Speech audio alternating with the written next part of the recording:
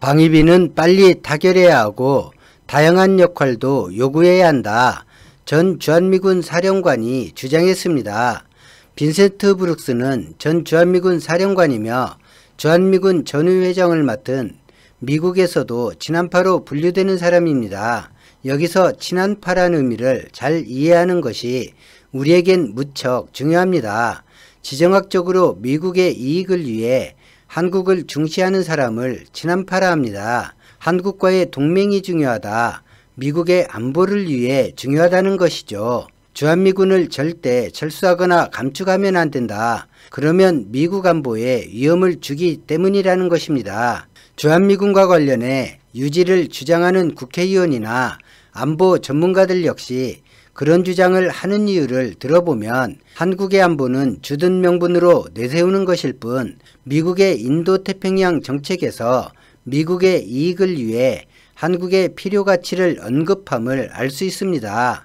분명 1948년 철수할 당시엔 주한미군을 남기는 것은 미국의 낭비였습니다. 하지만 1950년 6.25가 발발하고 주둔하지 않으면 일본의 안위가 위협받고 중국과 소련을 효과적으로 견제할 수 없다는 사실을 인지한 후에는 주둔에 대해 미국의 사고는 바뀌었습니다. 사실 미국은 주둔엔 적극적이었지만 1953년 체결된 한미 방위조약에 대해선 부정적이었습니다. 동맹국으로 보기엔 너무 부족한 나라 같지 않은 나라로 한국을 보았고 미국의 중요 국가가 아닌 지정학적 갈등 정도를 해소할 소모품으로 한국을 보았기 때문입니다. 미국인은 미국 이익을 위해 당연히 저런 사고를 하는 것이고 미국으로서는 지극히 정상적인 사고입니다. 한국과 미국은 2020년 3월을 끝으로 주한미군 방위비 협상을 사실상 중단한 상태입니다. 서로 원론적인 이야기만 하는 상태입니다.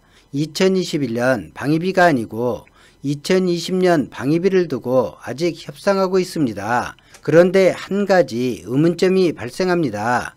협상이 타결되지 않으면 주한미군의 경비는 전적으로 미국에서 부담하는 것일까? 그건 그렇지 않습니다.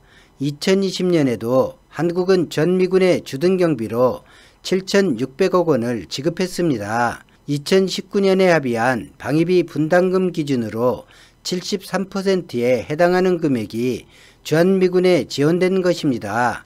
협정이 없는데 국회 비준 없이 지원해도 될까? 이런 지적도 나오고 있습니다. 2019년 2월 한국과 미국은 10차 방위비 분담금 협상에서 분담금 규모를 1조 389억 원으로 합의했습니다. 한미는 합의하면서 유효기간을 1년으로 하되 양측이 합의할 경우 연장 적용할 수 있다라고 단서 조항을 뒀지만 한국과 미국은 이 연장 적용에 합의하지 않았습니다. 2019년 방위비 분담금이 2020년으로 연장 적용되지 않았기 때문에 주한미군의 방위비를 지급하는 것이 불법이고 국회 비준권 침해라는 의견이 나옵니다. 이에 대해 국방부는 다음과 같이 설명하고 있습니다. 국방부는 협정 공백 상태에서 방위비 분담금을 집행한 법적 근거에 대해 한미가 2019년 2월 합의한 제10차 방위비 분담협정 제7조 규정을 근거로 제시하고 있습니다. 제7조 규정 내용은 이렇습니다. 이 협정의 종료는 이 협정에 합의된 절차에 따라 매년 선정되었으나 이 협정 종료일에 완전하게 이행되지 않은 모든 군수비용 분담지원분 또는 군사시설 사업 이행에 영향을 미치지 않는다라고 규정되어 있습니다. 국방부의 설명은 여러 해에 걸쳐 계속해야 하는 사업은 이후 협정의 여부와 무관하게 해당 사업 종료 시까지 연차별로 사업 예산을 편성해 집행하게 되어 있다는 것입니다. 완전하게 이행되지 않은 사업이란 말 그대로 한 해에 마무리되지 않은 사업을 뜻하는데 그냥 주한미군 주둔 자체라 보시면 됩니다. 계속 주둔할 주한미군 존재 자체가 종료되지 않은 사업이 되는 셈입니다. 국방부 설명이 조금 궁색하긴 하지만 협상 미타결과 국회 비준을 이유로 방위비를 일절 지급하지 않았을 때 한미 간의 외교적 마찰을 고려한 지급으로 보입니다. 만약 한국이 지급을 보류했을 때 미국에도 대체할 예산이 없다면 복잡한 상황이 만들어질 수도 있습니다. 이런 문제 제기는 시민단체에서 주장했을 뿐 정작 외국과 맺은 협정을 비준해야 하는 국회에서는 아무런 말이 없는 상태입니다. 방위비 분담금 협상이 이처럼 지연되고 있지만 국민이 걱정하는 것과 다르게 모양은 조금 빠지지만 한국도 미국도 그렇게 애가 탈 일은 없는 것입니다. 거기다 타결될 금액 기준으로 이전에 미지급된 금액은 이자까지 지급하도록 분담금 협정에는 되어 있습니다. 국방부는 2020년 방위비 예산도 2021년 방위비 예산도 2019년 방위비 기준으로 정부에게서 받았습니다.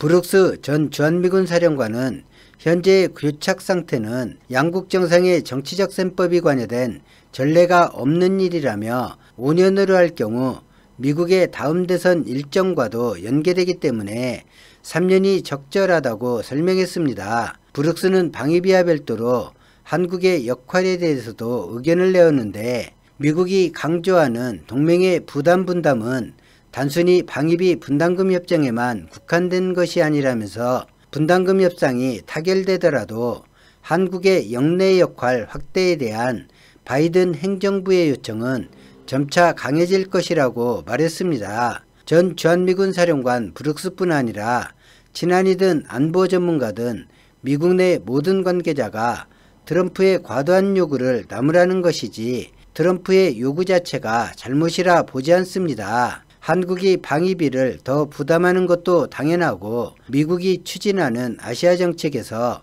한국은 미국이 요구하는 경제적 군사적 역할을 해야 하는 것도 당연하다 말하고 있습니다.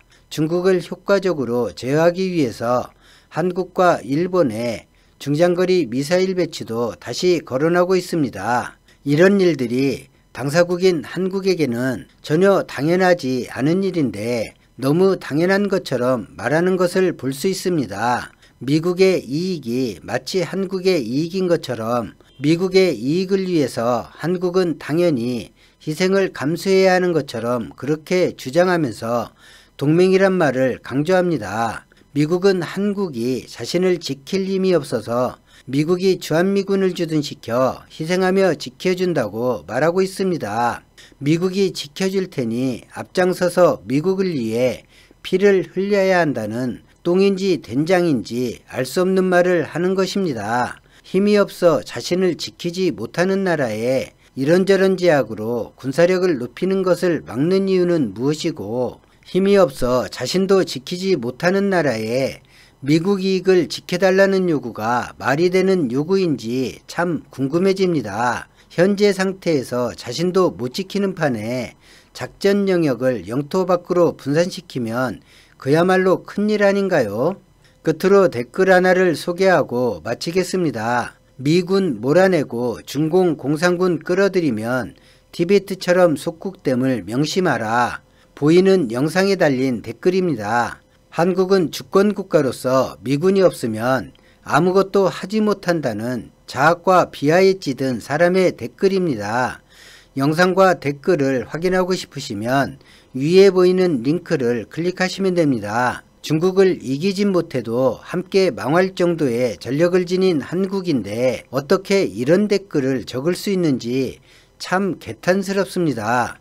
이런 댓글을 다는 사람들이 최소한 있는 그대로 조국인 대한민국을 보고 대한민국 국민으로서 자긍심이 생겨 외세가 아니어도 조국을 지켜낼 수 있다는 의기가 샘솟기를 바랍니다. 오늘 영상은 여기까지입니다. 고맙습니다.